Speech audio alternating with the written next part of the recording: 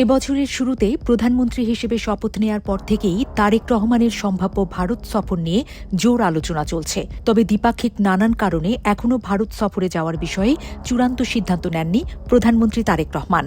তবে এরপরও কূটনৈতিক অঙ্গনে আলোচনার খোরাক জোগাচ্ছে তারেক রহমানের সম্ভাব্য ভারত সফর।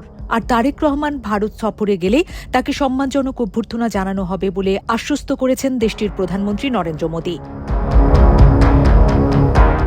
মঙ্গলবার রাতে ঢাকার একটি হোটেলে আয়োজিত এক অনুষ্ঠানে কথা জানায় ঢাকায় নিযুক্ত ভারতের হাইকমিশনার দীনেশ ত্রিবেদী। তিনি বলেন, প্রধানমন্ত্রী মোদী শুধু একটি কথাই বলেছেন, তারেক রহমানের সাথে তার দেখা করতে হবে।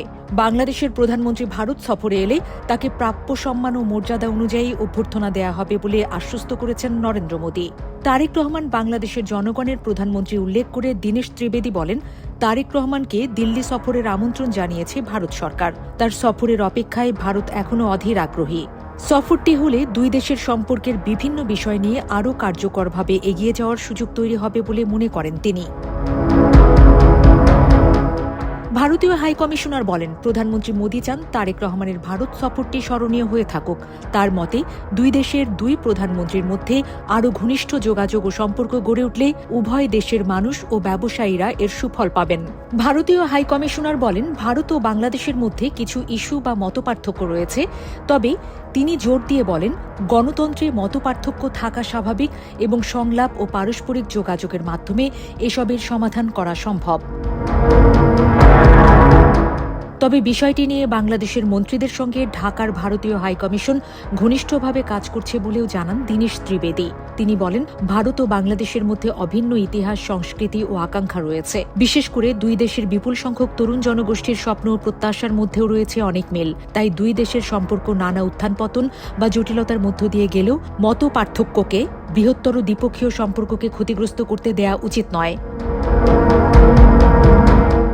এদিকে বাংলাদেশে এসেছে confederation of Indian industry CII এর একটি ব্যবসায়ী প্রতিনিধি দল। দুই দেশের মধ্যে বাণিজ্য, বিনিয়োগ ও শিল্প খাতে সহযোগিতা সম্প্রসারণের সুযোগ খুঁজতেই CII প্রতিনিধি দলটি ঢাকায় এসেছে বলে জানিয়েছিল ভারতীয় হাইকমিশন।